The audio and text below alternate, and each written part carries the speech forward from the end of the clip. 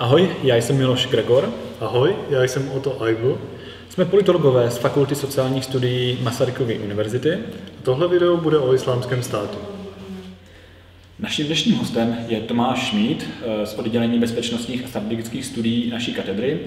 Tomáš je odborníkem na ozbrojené konflikty. Ahoj Tomáši. Ahoj chlapci, zdravím vás.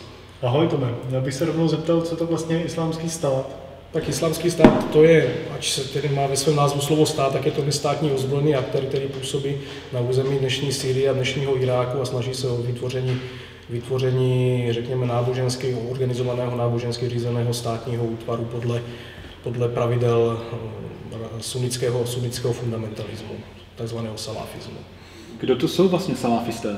Tak salafisté, řekněme, salafismus je takový nejradikálnější sunnický fundamentalismus, který se snaží očistit ten sunnický islám od všech nánosů moderní doby do podoby, v jaké fungoval zhruba v tom 7. století, čili v době skutečně působení proroka Muhammada.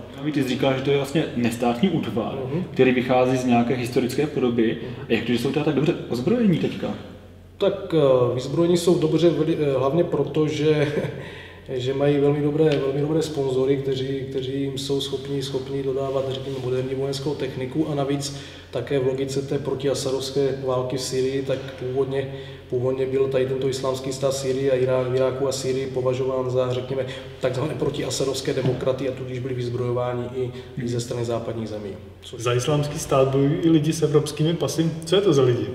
Tak jsou to vesměs potomci ekonomických imigrantů, kteří přišli do Evropy za prací, většinou v druhé, někdy i v třetí generaci, kteří nějakým způsobem se v Evropě nedokázali zakořenit, jelikož jsou to doslova, zdá se říci, vykořenění lidé, poněvadž se narodili se sice v Evropě, ale do evropské kultury nezapadli a se svými původními zeměmi také nemají, nebo z vlastní svých rodičů či prarodičů také nemají prakticky nic společného, často tam nikdy nebyli a hledají svoji identitu. A velice často se uchylují právě k tomu radikálnímu salafismu, který je velmi přitažlivý ve své jednoduchosti, takové, řekněme, určité radikalitě, což v celé řadě těch lidí, kteří jsou vesměs mladé generace, někdy i teenageři, tak to jakoby konvenuje. To je věc, která je také poměrně běžná.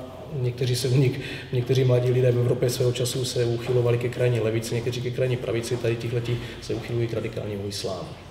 Má se Evropa bát, až se tihle lidé začnou vracet?